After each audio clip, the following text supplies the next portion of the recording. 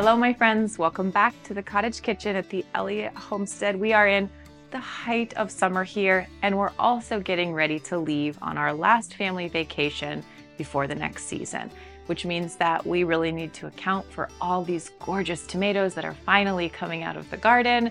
And so I thought today I would show you how I make my tomato passata. Now, I've learned how to make this a few different ways. Everybody's family does it a little bit differently. The first person that taught me to make it was from Bologna, and she makes hers different than the last person who taught me how to make it, who lives in Sicily. So this is my adaptation. It might be a little bit different than the way you've seen it done before, but I'm really looking forward to putting it up in the root cellar and having it all winter long. This is a neutral sauce. So we can turn it into spaghetti sauce or any kind of pasta sauce. We can turn it into pizza sauce. We can do kind of whatever we want with it. The point is that it's really light, really bright colored, and really tomato forward. So that's what we're going to be making today. I have my helper here who's going to be helping me to cut these tomatoes. Step one in making tomato passata is to start with a really good tomato, obviously.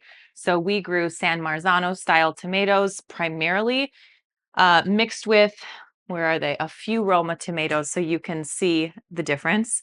These are sauce tomatoes, which means they have already a lower water content, which means there's not as much liquid and seeds inside. We don't want water, and we don't want to cook our sauce down a ton. And so by using a sauce tomato, we're able to make a real thick, brightly colored sauce. If you've ever had to reduce your sauce on the stove, you know that it sort of changes the flavor profile of the tomatoes, makes them a lot darker, which is fine, just a little bit of a different sauce. So step one is just going to be to cut these San Marzano style tomatoes in half, put them into a big pot. We're going to cook them for about 25 minutes with just a teeny bit of water so that they don't burn on the bottom, stirring them every 5 minutes.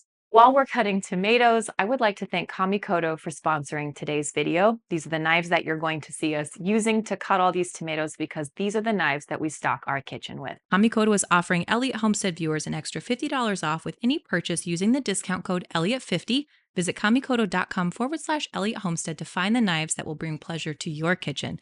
These are individually inspected, lifetime guaranteed knives made out of Japanese steel. They're going to be delivered to you in a beautiful ashwood storage box after having gone through a 19-step process that takes years to complete. These are forged by master craftsmen, and the result is shockingly sharp knives that are easy to clean and are made to last for your entire lifetime. Michelin star chefs around the world use these knives because of the blade's wonderful precision and how well they hold up. If you're not sure which knife you'd use the most, I would recommend getting started with one of their knife collections. There's a link right below the video to visit Kamikoto. Use the code Elliott50 for a one-time $50 discount. You'll notice that I have a few shades of ripeness here. Normally, I like to do these tomatoes when they're perfect and rich red, like these ones, which have been sitting in my kitchen for a couple of days. But because we're leaving town, it's just all hands on deck to get the tomatoes dealt with before we leave. And so I ended up with some that are a little bit lighter than I would normally do them. But I figure it's still better to get them done than to let them sit here and go bad while we're gone. So my sauce may not be as perfectly red as I would like it to be, but it's still homemade. We have a bit more chopping to do, but I'm going to go ahead and get this pot on the stove over kind of a medium-high heat, enough to get it going. The goal with cooking is not to cook the tomatoes into a sauce, but rather to just get them soft enough that they'll release some of their water so we can strain the solids from the liquid. And because we're using these sauce tomatoes, we're going to end up with a lot less liquid than we would if you're going to do a different type of tomato. We can just put these in a bowl then, okay, Juju, as we cut them, and we'll go ahead and get this started.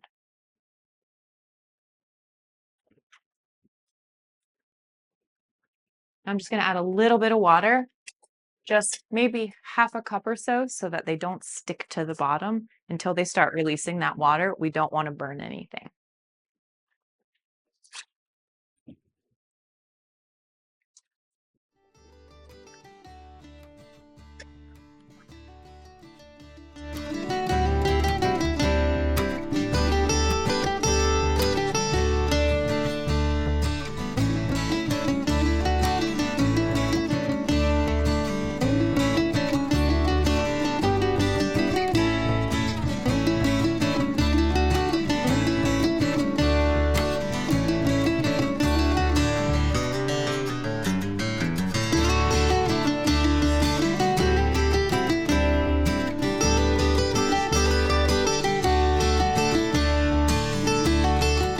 My tomatoes have been cooking for about 20 minutes and the inside are starting to fall out. The skins are starting to slough off, but not too much. Remember, the goal here isn't to just cook these down deep and rich, which is a delicious sauce, but it's not this one. Instead, just starting to release from the water. So you can see I have definite solids in my pot separated from definite liquid, which is exactly what we want because we only want those solids. The next step for our tomato passata is to puree it. And there's a lot of ways that people go about this depending on how you like your passata. Some people put it into a colander and just mush it with the back of a wooden spoon. A lot of times you see Italians using food mills. I can't think of the name that they use for them, but with the hand crank and it'll go through the little sieve at the bottom.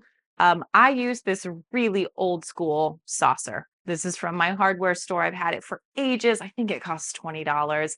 And it's basically the exact same thing as a food mill, except it has a hand crank that goes this way and it just attaches to the countertop. So this is what I use to make pear butter and applesauce and passata. So the seeds in the skin they're too big to kind of come through these little holes that are on the machine. So they'll get pushed through and they'll come out here. You can do things with that. I'm going to give it to my chickens today. And the sauce that's smooth enough and squishy enough to come through the holes will come into this bowl here. And that is really as complicated as it gets. So I'm just going to take my time here. You got to put some good music on. You got to put some love into this. This is homemade. It's not going to be perfect, but like at the end, when you end up with all those beautiful red bottles, it's so worth it. I say this a lot in my workshops, and I know it sounds a little silly, but I do really believe that the attitude you sort of face your food with affects how it comes out. I don't make my bread when I'm angry. I don't make my sauce when I'm rushed. Even though we're getting ready to leave town, I want to just enjoy this. I want to put on some good music. I want to sip my coffee, and I want to enjoy this process of making something with my hands homemade. If you're just getting into preserving foods and making things homemade and you need a little bit more guidance, I think we still have 10 spots available for our workshop in September. So we're going to be focusing during this 3-hour workshop on preserving foods with no special equipment. So we're going to be packing things under oil with vinegar. We're going to be using salt. We're going to be hot pack canning. So if you're interested in joining that workshop, I'll put a link below this video. And we just ask that you try to register at least a week before the class so that we can send you your packet of goodies in the mail. All right, my tomatoes are nice and cooked and softened, separated from the liquid, but we really want to get that water out because we're not going to be thickening our sauce by cooking it down. We're going to be thickening our sauce by extracting the water, which is why we're using these sauce tomatoes because they have the smallest amount of the tomatoes. So I'm going to put a scoop into this colander and mash it a little bit with my wooden spoon just to get that process going a little bit more. And you can see the liquid draining off here. Now you can omit this step, but your sauce is going to end up a little bit thinner. I want mine to be just a perfect pourable, like a pasta sauce that I can just open a jar of over a bowl of spaghetti and call it good. So yes, there's good stuff going in there and you can certainly use that for something else, but I really want to focus my energy right here on these solids. So your cooked tomatoes are here that you've just taken the extra water off from the colander, and we're just going to crank, get sauce in one bowl, get waste in another. All right, Juge, go ahead. This is a great time to get your family involved because many hands make light work. Go ahead and crank it, girl.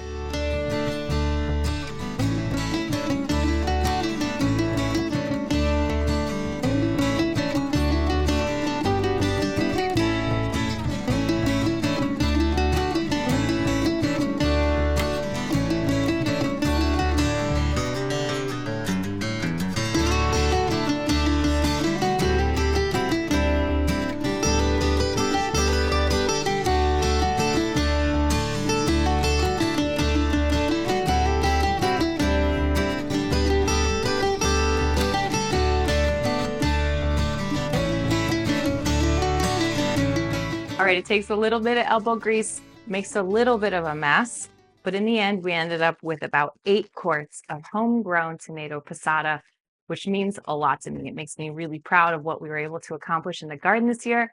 And this is kind of just the beginning of the harvest. I know how good this is going to taste when I bring it out in the pantry in winter and serve it, and it's going to be fabulous.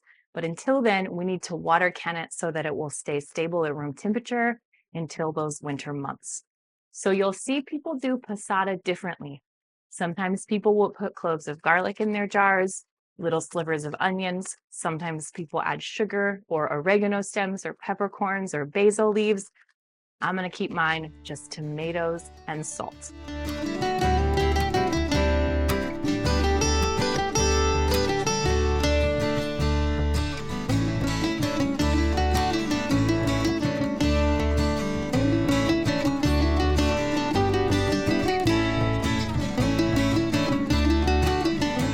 I love when you see old families who have been making passata forever and they do this together. And I didn't grow up doing this. No one in my family grew tomatoes like this. We don't have a family tradition of making tomato passata. But like my husband just reminded me when we were doing this part together as a family, that's the kind of grandma I'm going to be to the next generation. And so hopefully this becomes the smell of summer and a tradition that we get to do together every year.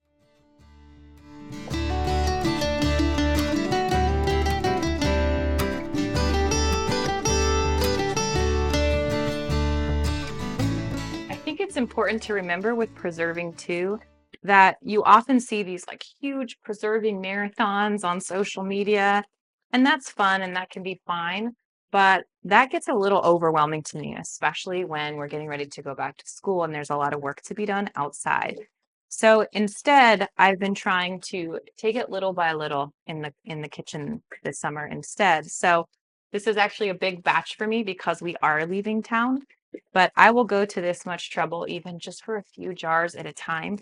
It doesn't take up nearly as much time depending on how much product you're obviously working through, but it just kind of makes it feel manageable and you still feel accomplished at the end, which I think is important because it's supposed to be fun, remember?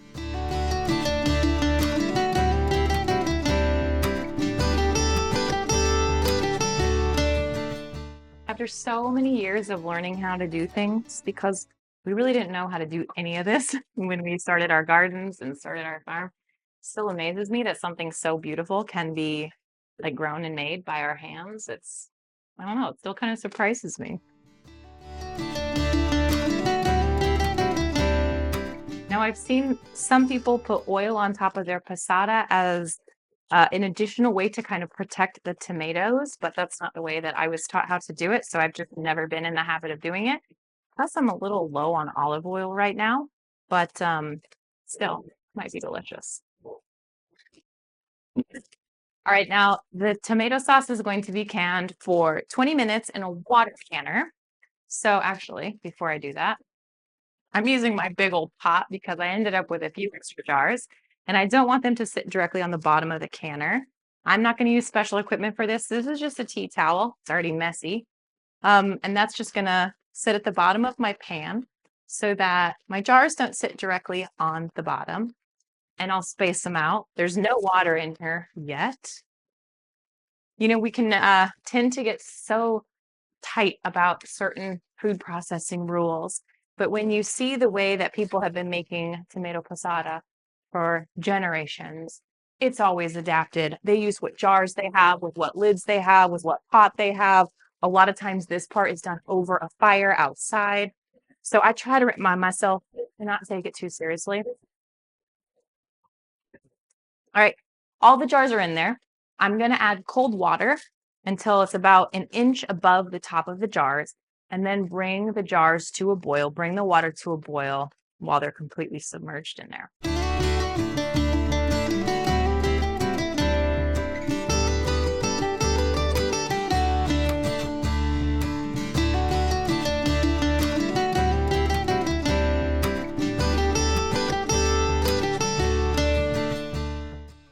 All right, the whole thing gets brought to a boil, and once it starts to boil, we're going to let it go for 20 minutes.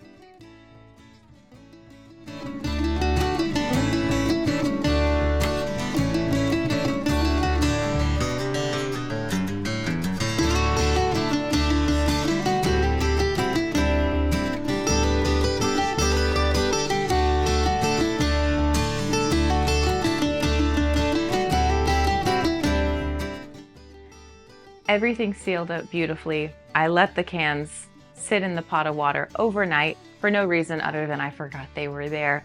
So here we are, next day, everything's sealed up beautifully, and these are all ready for the pantry. But before I do that, I have this habit when I put the effort into preserving something, putting out a really nice, beautiful tea towel, lining up all the jars, and just leaving them out for half a day or so I can sit and stare at them and appreciate all that effort. I find it fun to look back on your work and your effort and say, good job, you did it. Homemade tomato passata. I hope you enjoy.